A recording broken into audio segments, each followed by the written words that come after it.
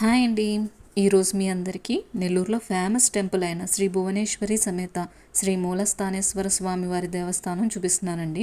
నెల్లూరులో చూడదగిన టెంపుల్స్లో ఈ మూలపేట శివాలయం కూడా ఒకటండి. చాలా పురాతనమైన గుడి. గుడి బయట చిన్న చిన్న షాపులు వీధి పొడవునా ఉంటాయండి. పూజా సామాగ్రి అంతా కూడా దొరుకుతుంది. దేవుడి రథాన్ని కూడా అలంకరణ చేస్తున్నారు.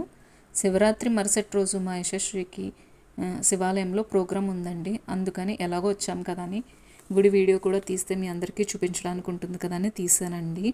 మీరు చూస్తున్నదంతా గుడి బయట ప్రదేశం అంట. ఈ గుడి గురించి చెప్పాలంటే 11వ శతాబ్దంలో గుడి వెలిసిందండి.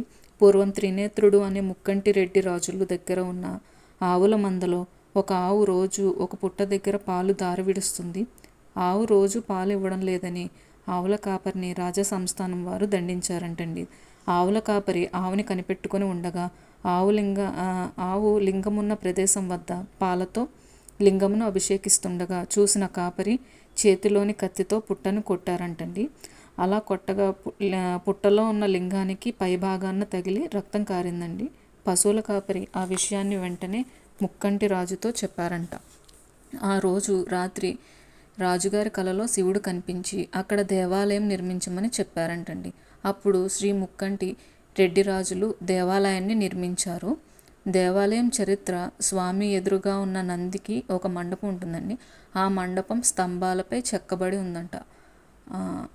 ఈ ఆలయం చోళరాజుల కాలంలో కూడా కొంత రాతి కట్టడాలు నిర్మించినట్లు కొన్ని చారిత్రాత్మక ఆధారాలు రాతి నిర్మాణాల ద్వారా తెలుస్తుందండి.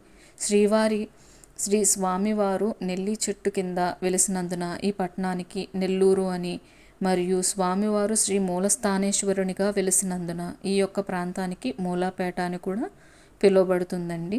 శ్రీ మూలస్థానేశ్వర స్వామివారు మరియు శ్రీ భువనేశ్వరి అమ్మవారు ఎందరో భక్తులు కోరిన కోరికలు తీరుస్తూ నెల్లూరులో దర్శనమిస్తున్నారండి. ఈ ఆలయంలో శ్రీ వినాయక స్వామి, శ్రీ వల్లీ దేవసేన సుబ్రహ్మణ్యేశ్వర స్వామి, శ్రీ సరస్వతి అమ్మవారు, శ్రీ దుర్గాదేవి అమ్మవారు, శ్రీ దక్షిణామూర్తి స్వామివారు, నవగ్రహాలు, శ్రీ నటరాజ స్వామివారు, శ్రీ సత్యభామ సమేత శ్రీ వేణుగోపాల స్వామి, శ్రీ సూర్యనారాయణ స్వామి దర్శనమిస్తున్నారండి. ఇక్కడ చూస్తున్నారు కదా మీరు, సుబ్రహ్మణ్య స్వామివారండి. అసలు మంగళవారం ఖాళీ ఉండదండి. అక్కడ అభిషేకాలు అన్నీ జరుగుతాయి. అస్సలు ఖాళీ ఉండదు. రాహుకాల దీపాలు కూడా పెడతారండి. ఇక్కడ భువనేశ్వరి అమ్మవారు కోరిన కోరికలు తీరుస్తారండి. ఎంతోమంది ఇన్ని వారాలని చెప్పి రాహుకాల పూజలు చేస్తారండి, ఉపవాసం అండి. మీరు చూస్తుందంట గర్భగుడి బయట అండి ఇప్పుడు చూసింది. మా కళాక్షేత్రం పిల్లలైతే, మా ఇన్స్టిట్యూట్ పిల్లలైతే డ్యాన్స్ చేస్తున్నారు. బయట నాట్యం జరుగుతూ ఉందండి. పిల్లలందరూ చాలా బాగా డ్యాన్స్ చేశారు. ఈ చుట్టూ గుడి బయట చుట్టూ ప్రదేశం అండి ఇది. శివరాత్రి మరుసటి రోజు వల్ల మనకి ఇలా డెకరేట్ చేసి ఉందండి. లైటింగ్స్ అన్నీ పెట్టి చాలా బాగా చేస్తారు. శివరాత్రి అయితే ఎంతైనా శివాలయం కదండి, అందుకని చాలా బాగా చేస్తారు. మా యశశ్రీ డ్యాన్స్ చేస్తుంది. గోపికమ్మ అండి. ఇప్పుడు కృష్ణుడు సాంగ్ చేస్తున్నారు. మధ్యలో ఉన్న అమ్మాయి కృష్ణుడు అన్నమాట. వీళ్ళు గోపికలు చుట్టూ తిరుగుతూ కృష్ణుడితో నాట్యం చేస్తున్నారు. చాలా బాగా చేస్తున్నారు కదండి. ఇద్దరు చాలా క్యూట్గా ఉన్నారు. యశుకి డ్యాన్స్ అంటే చాలా ఇష్టం అండి. డ్యాన్స్ అదే భరతనాట్యం అంటే. భరతనాట్యంలో ఈ ఫోక్ డ్యాన్స్ అండి ఇవి. అంటే పల్లెటూరులో పిల్లలు వేస్తారు కదా, అలా జానపద గీతాలు అంటారు కదండి, అవండి వీళ్ళు ఇప్పుడు చేస్తున్న డ్యాన్స్. పిల్లలకి చదువుతో పాటు ఇలా అదర్ యాక్టివిటీస్ కింద మన భరతనాట్యం, డ్యాన్స్, స్పోర్ట్స్ ఏదైనా ఉంటే చాలా బాగుంటుంది కదండి. యశశ్రీకి డ్యాన్స్లోని మంచి పేరు తెచ్చుకోవాలని, భరతనాట్యంలో ముఖ్యంగా మంచిగా పేరు తెచ్చుకోవాలని ఆశ.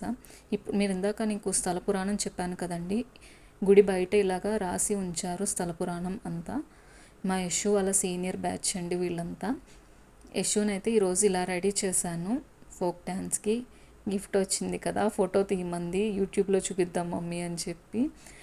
ఇదండి ఈ వీడియో. మీకు ఈ వీడియో కనుక నచ్చినట్టుంటే ప్లీజ్ లైక్ చేయండి, షేర్ చేయండి, సబ్స్క్రైబ్ చేసుకోండి. Thank you for watching video. Bye.